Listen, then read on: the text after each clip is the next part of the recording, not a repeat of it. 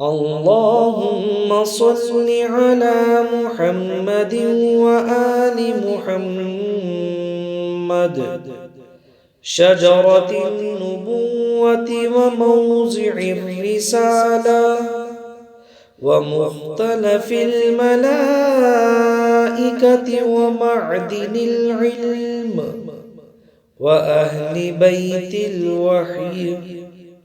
اللهم صل على محمد وآل محمد.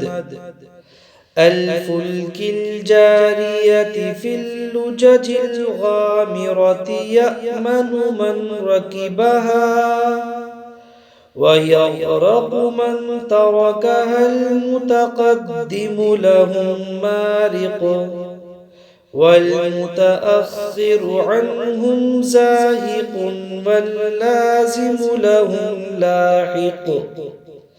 اللهم صل على محمد وآل محمد.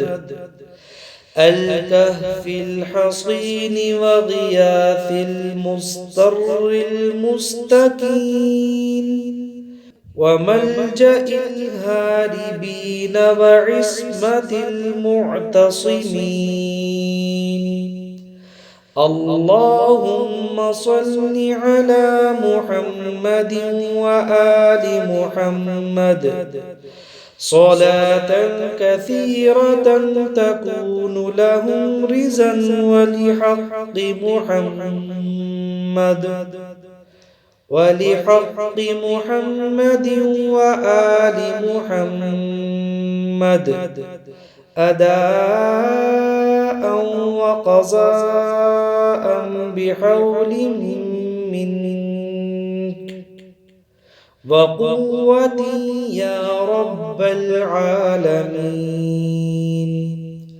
اللهم صل على محمد وآل محمد الطيبين الأبرار الأخيار الذين أوجبت حقوقهم وفرضت طاعتهم وولايتهم.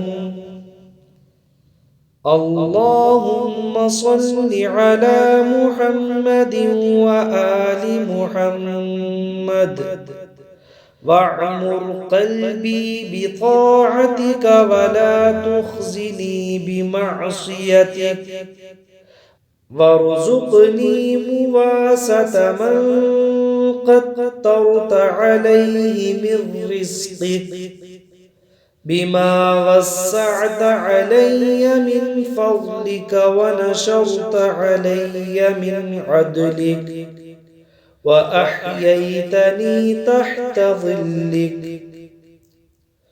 وهذا شهر نبيك سيد رسلك شعبان الذي حفظته منك بالرحمة والرضوان، الذي كان رسول الله صلى الله عليه وآله وسلم يدأب في صيامه وقيامه في لياله وأيامه بخوعا لك في إكرامه وإعظامه إلى محل حمامه.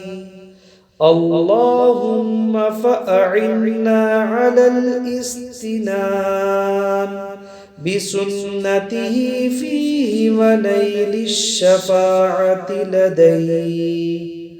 اللهم واجعله لي شفيعا مشفعا وطريقا إليك مهيعا، واجعلني له متبعا حتى ألقاك يوم القيامة عني راضيا وعن ذنوبي غاضيا.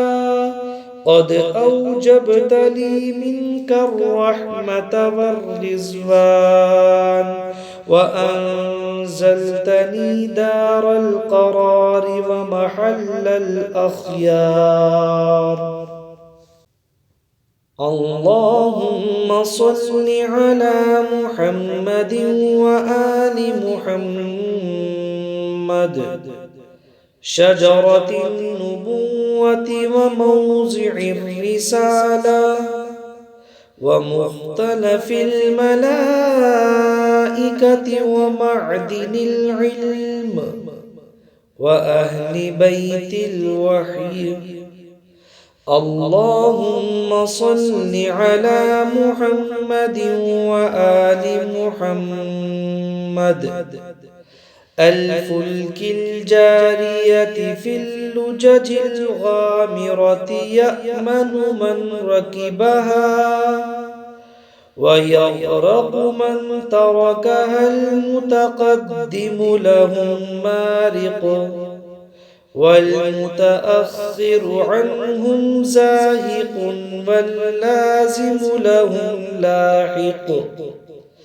اللهم صل على محمد وآل محمد، الكهف الحصين وغياث المستر المستكين وملجأ الهاربين وعصمة المعتصمين.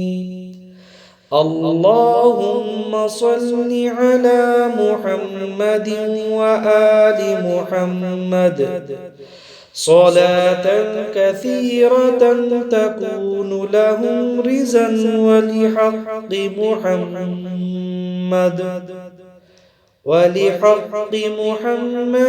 وآل محمد أداء وقضاء بحول منك وقوة يا رب العالمين. اللهم صل على محمد وآل محمد الطيبين الأبرار الأخيار، الذين أوجبت حقوقهم وفرضت طاعتهم وولايتهم. اللهم صل على محمد وآل محمد واعمر قلبي بطاعتك ولا تخزني بمعصيتك، وارزقني مواسة من قدرت عليه من رزقك بما وسعت علي من فضلك ونشرت علي من عدلك وأحييتني تحت ظلك. وهذا شهر نبيك سيد رسلك شعبان، الذي حففته منك بالرحمة والرضوان، الذي كان رسول الله صلى الله عليه وآله وسلم يدأب في صيامه وقيامه في لياليه وأيامه بخوعا لك في إكرامه وإعظامه إلى محل حمامه. اللهم فأعنا على الاستنان بسنته فيه ونيل الشفاعة لديه.